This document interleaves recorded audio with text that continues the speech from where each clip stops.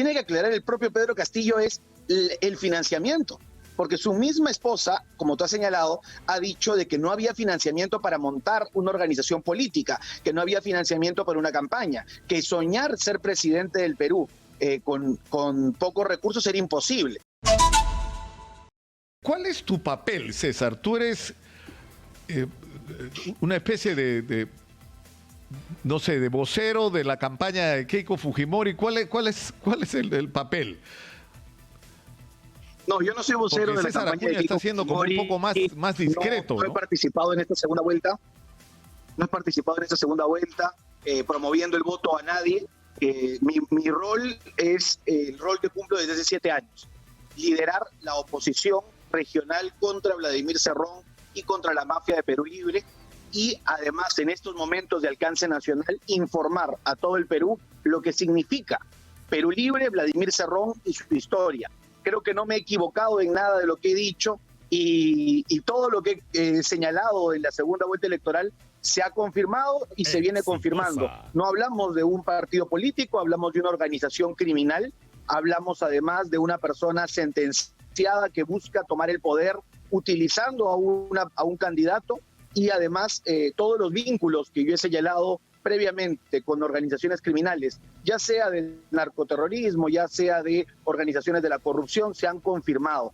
Este es mi rol y lo seguiré cumpliendo hasta mi último día, no solamente como congresista, sino como ciudadano, porque son 7 años de mi vida que vengo luchando contra esta mafia. Cuando en la palestra nacional nadie conocía lo que era Perú Libre o Vladimir Cerrón, nosotros silenciosamente y muchas veces en una desventaja total, luchábamos contra esta mafia en la región Junín desde hace 7 años y creo que ahora el Perú entiende contra lo que nos estábamos enfrentando. Ahora tú, es decir, hablemos primero del caso Cerrón, ¿no? Hay un incidente muy grave que es el que tiene que ver con el recurso de amparo constitucional que ha presentado para anular la sentencia, ¿no es cierto?, que lo sentenciaba a 4 años de prisión suspendida. Y el problema es que ha habido una reacción inmediata del sistema de justicia. Control Interno ha abierto un proceso al juez que ha tomado esta resolución.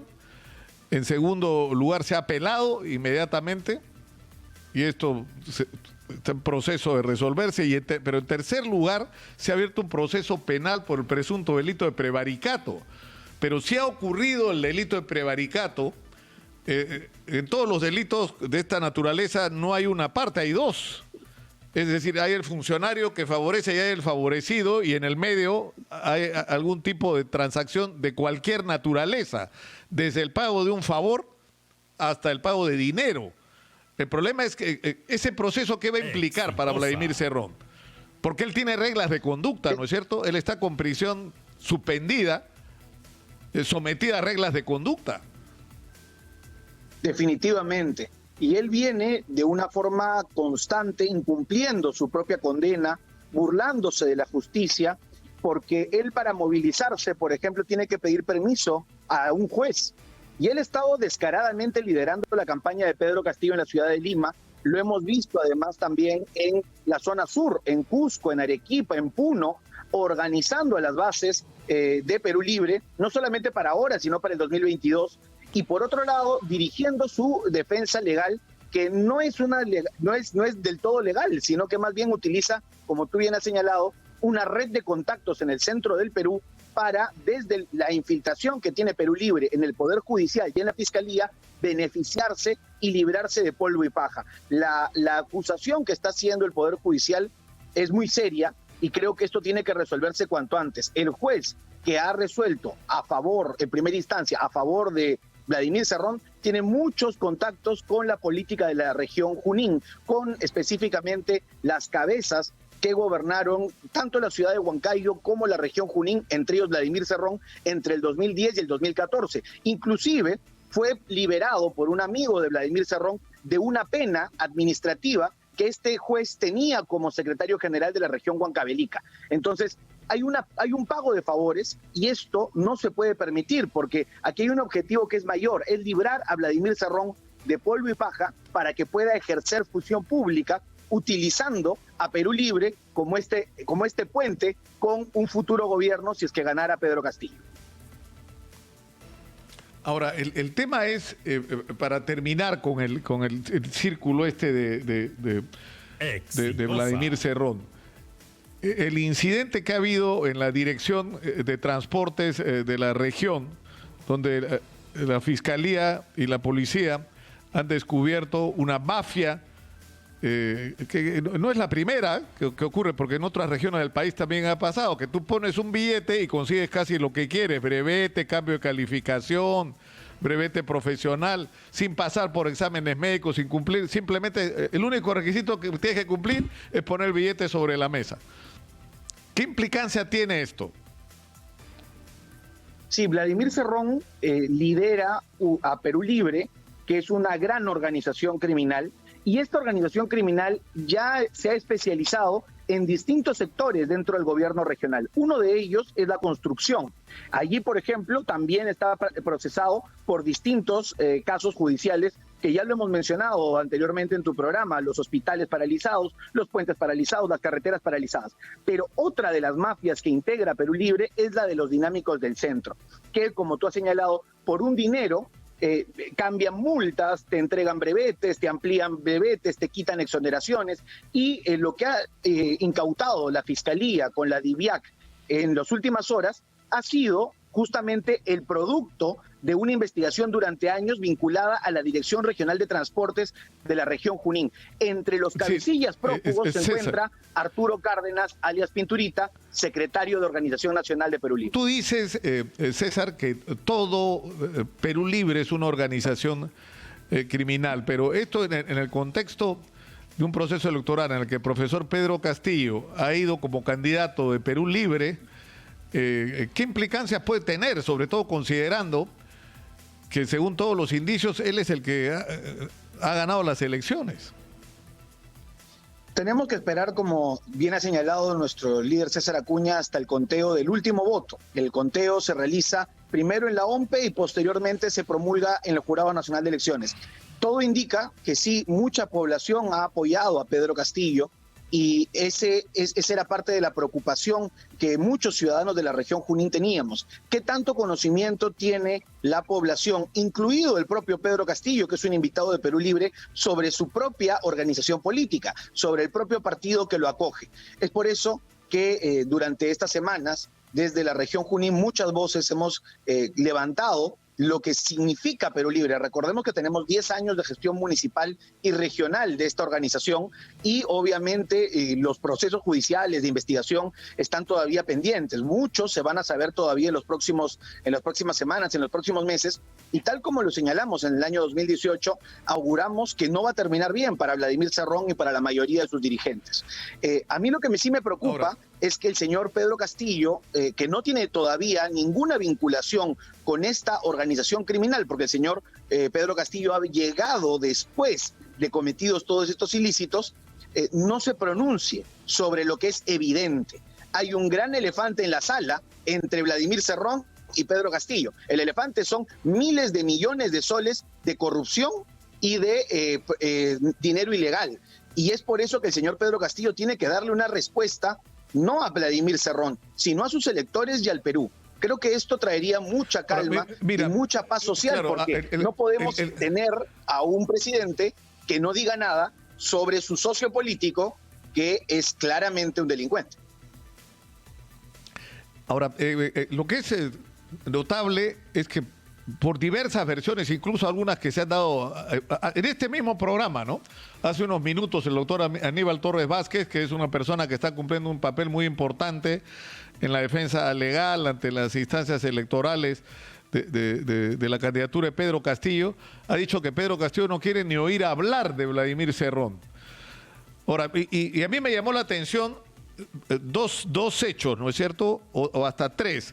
Uno, que es el que contó la esposa de Pedro Castillo en esta campaña subterránea, que ha sido una campaña que ha estado fuera de los medios, que ha hecho, digamos, la candidatura de Pedro Castillo. Es un video, una especie de documental, donde se cuenta la vida de Pedro Castillo y que es relatada por su esposa. Y ahí ella dice que en un momento los maestros querían formar su propio partido por la gran frustración que tenían con respecto a toda la clase política y que no pudieron, y ahí vino la pandemia y no tenían ni el tiempo ni los recursos, porque como todo era gente que, en fin, y que terminaron buscando dónde ir y terminaron con Vladimir Cerrón prácticamente al borde del cierre de la campaña, pero que, digamos, ideológicamente no había una compatibilidad. Es lo que uno puede entender de lo que ella dice, ¿no? Ahora, ayer Beatriz Mejía, que era el líder reconocidísima de Con mis hijos no te metas, que conoció a Pedro Castillo en esas circunstancias, dice: yo puedo dar fe de que él no es comunista. Y Luis Taís acaba de confirmar que Pedro Castillo no solamente fue militante de Perú Posible, sino que lo fue hasta que el partido prácticamente desapareció el año 2017. O sea que no es una persona a la que tú puedas asociar a la ideología de Vladimir Cerrón, más allá de la conducta como funcionario de Vladimir Cerrón.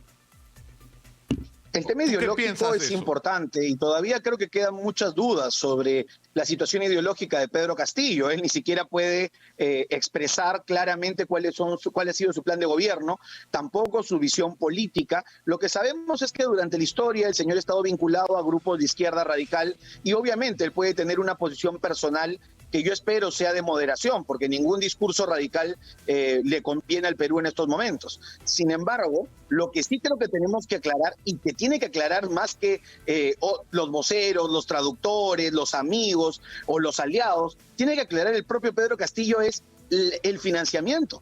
Porque su misma esposa, como tú has señalado, ha dicho de que no había financiamiento para montar una organización política, que no había financiamiento para una campaña, que soñar ser presidente del Perú con pocos recursos era imposible. Sin embargo, lo que hemos visto es un grandísimo despliegue de recursos. Miles de soles y dólares han sido invertidos en mítines, en eventos, en banderas, en pintas en todo el Perú, inclusive en viajes privados, como lo vimos para Contamaná. Entonces, creo que es importante que el señor Pedro Castillo no solamente se desligue ideológicamente, sino que marque la pauta y señale de dónde vienen los recursos de su campaña y si alguno de estos recursos perteneció a Vladimir Cerrón y a su mafia.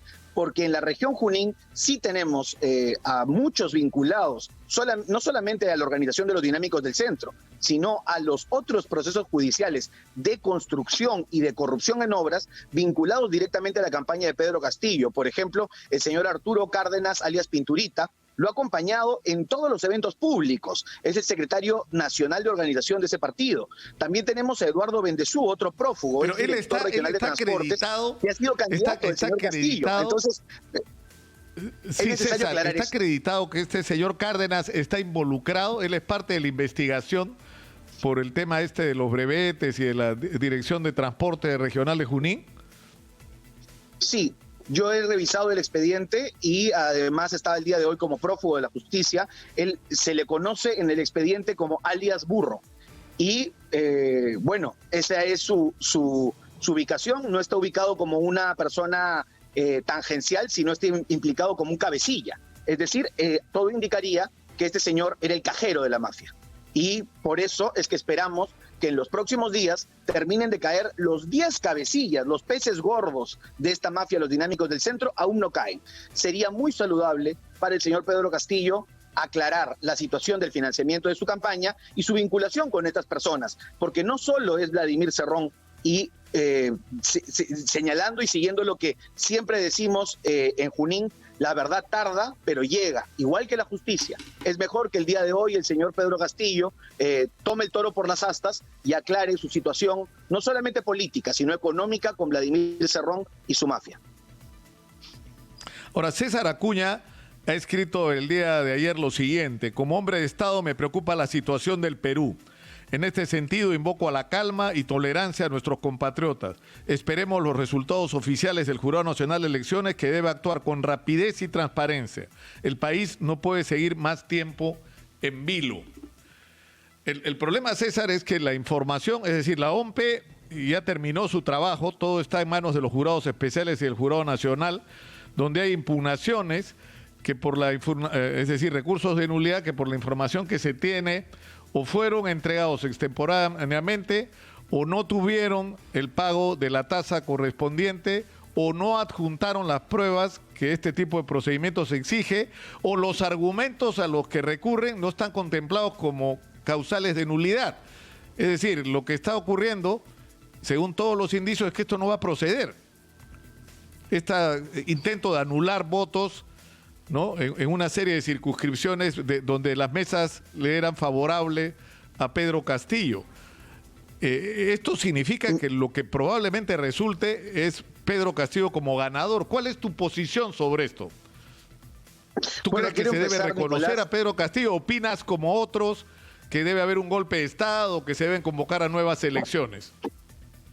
Bueno, yo quiero empezar, Nicolás, saludando, felicitando y respaldando la posición del presidente de Alianza para el Progreso, de César Acuña, quien ha demostrado ser un demócrata y un hombre de Estado, que no pone los temas personales y privados por encima del bien público. ¿Y por qué empiezo con esto? Porque el mensaje de nuestro presidente es claro. La elección culmina con la proclamación ante el Jurado Nacional de Elecciones. El proceso electoral incluye un momento de contabilidad del voto, un momento administrativo, que eso lo dirige las ODPs y finalmente la OMPE como ente rector. Estas actas contabilizadas son elevadas al Jurado Nacional de Elecciones para una contabilidad final que declara y proclama al ganador. En estos momentos estamos en ese interín, en ese intervalo, que aproximadamente en todo proceso electoral dura entre 10, 15 y 20 días. Esto no lo digo yo, porque yo he sido candidato también al Congreso de la República, he sido candidato al gobierno regional y en las elecciones regionales y congresales también ocurre. No es de que uno sale con los resultados que determina la OMPE al 100% y dice, ya soy congresista. No, uno espera a la entrega de sus credenciales. De hecho, los congresistas de Alianza para el Progreso las han recibido la semana pasada y recién pueden declararse congresistas electos. Hay que esperar con calma. El proceso está en tiempos normales, no hay ninguna excepcionalidad en este caso. César, lo que es, y lo que yo diría anormal, es de que hay pero fíjate, César, escúchame un momentito, lo que es anormal, tanto de Perú Libre como de Fuerza Popular. Claro, pero lo que es anormal es que en los procesos electorales anteriores, los recursos de nulidad, pues en el caso más grave fueron 26. Fuerza Popular ha presentado más de 900 recursos de nulidad, fuera de tiempo, sin acreditar, pues, sin pagar la tasa, pues. O sea, no me digas que un abogado que presenta un recurso de nulidad no sabe que hay que pagar una tasa para ese tipo de procedimiento. O sea, la impresión que te da es que lo que se quiere es dilatar el proceso. Bueno, dilatar el proceso no sirve de nada. Tarde o temprano se va a tener un resultado y nosotros desde Alianza para el Progreso como demócratas vamos a aceptar el resultado. Pero sí queremos que se cuenten todos los votos y queremos que se evalúen todas las pruebas. Te cuento un caso que nos ha pasado a nosotros en la región La Libertad. En el proceso electoral de 2020, la proyección de la OMPE, la proyección final de la contabilidad al 100%, nos daba 3 congresistas electos. Pero habían algunos procesos pendientes, creo que eran 23 de la Sierra de la Libertad, especialmente de Huamachuco y Sánchez Carrión, que tenían allí unos problemas a nivel de las actas que habían sido impugnadas. El resultado de esas actas impugnadas fue que Somos Perú obtuvo una curul y nosotros perdimos una curul. Por eso nos quedamos solo con 2 representantes por La Libertad. Entonces, creo que sí la historia muestra que hay que esperar hasta el final. Yo entiendo de que en estos momentos hay una cantidad fuerte de actas que están impugnadas, pero esto no invalida el proceso y no nos hace escaparnos del cronograma. En estos momentos hay que llevarle paz y tranquilidad a la gente porque no estamos viendo nada fuera de lo regular. Una última pregunta, y el jurado, César. Está cumpliendo con sus fechas. Se ha reunido el profesor Castillo, me dieron una lista de los dirigentes con los que había reunido, tomado contacto. Ha tenido contacto con Hernando de Soto, con George Forsyth, bueno, con Julio Guzmán, la reunión ha sido pública, pero en la lista que me alcanzaron estaba César Acuña. ¿César Acuña ha hablado con el profesor Castillo? ¿Es cierto esto? No tengo información, he conversado con el presidente del partido sobre esa situación y no me parecería extraño que algunos miembros de su equipo personal hayan buscado contactos como lo están haciendo con el resto de líderes políticos y es parte de un diálogo que se debe desarrollar, pero desde Alianza por el Progreso ya hemos presentado clara nuestra posición en la segunda vuelta. Era una posición de oposición justamente a visiones estatistas, a visiones en contra de la libertad y la democracia, y la seguiremos manteniendo. El diálogo no implica un pacto, no implica un cheque en blanco, y nuestra bancada elegida para el periodo 2021-2026 así lo ha demostrado también en su última reunión, en donde también fui parte invitado como vocero.